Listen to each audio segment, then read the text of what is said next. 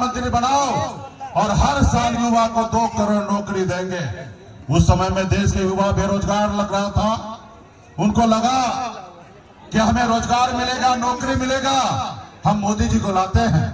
फिर मोदी जी ने कहा कि आप हमें लाओ और विदेश में जो काला धन है उसको हम भारत में लेके आएंगे और सबके खाता में 15-15 लाख रुपया दे देंगे। इंडिया में आएगा, हमको 15-15 लाख रुपया मिल जाएगा। Bye bye, tata, good bye, गया। जैसे हिटलर ने अपने देश में चुनाव जीतने के लिए वादा किया था कि हम टैक्स फ्री कर देंगे, हम लोगों को पढ़ने लिखने के लिए एजुकेशन फ्री कर देंगे, हम आपका इलाज फ्री कर देंगे। जितना झूठ हिटलर को बोलना था उन्होंने बोला था और सत्ता प्राप्त किया था।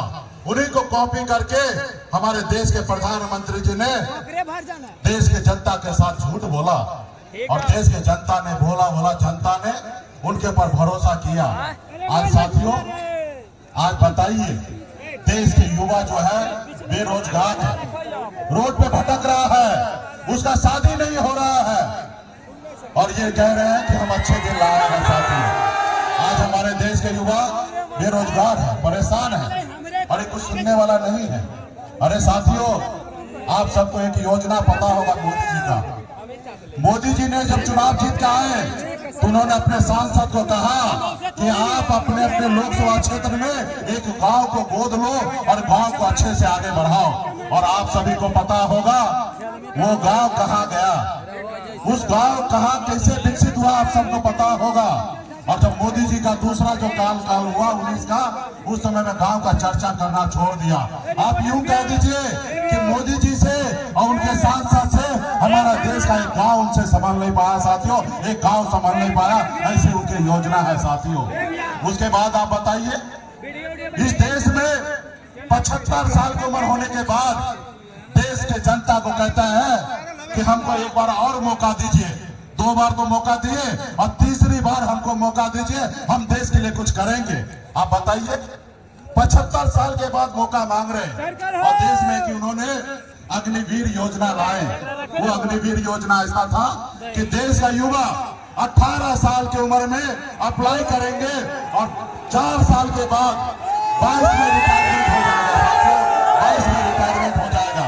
आप बताइए, एक नेता को चुनने के लिए भी, चाहे वार्ड का नेता हो या देश का प्रधानमंत्री हो या विधायक हो, सांसद हो, उनको भी 5 साल का मौका मिलता है। लेकिन देश का युवा के लिए ऐसा योजना जो देश के लिए सरहद पे जाकर गोली खाने के लिए तैयार होता है अपने सीने पे, ऐसे युवा के लिए मात्र 4 साल की योजना कि 4 साल के बाद आपका रिटायरमेंट हो जाएगा। 22 साल का उम्र होइएगा, जब तक आपका शादी नहीं होगा उससे पहले आप रिटायरमेंट हो जाइएगा। आप बताइए, ये देश धोखा है। साथियों, उसके बाद अभी एक और उनका योजना था, आप हमें चंदा दो और हम आपको टेंडर देंगे। हम आपके इधर हम ईडी का, सीबीआई का नोटिस भेजेंगे और उसके डर से आप हमको चंदा दीजिएगा।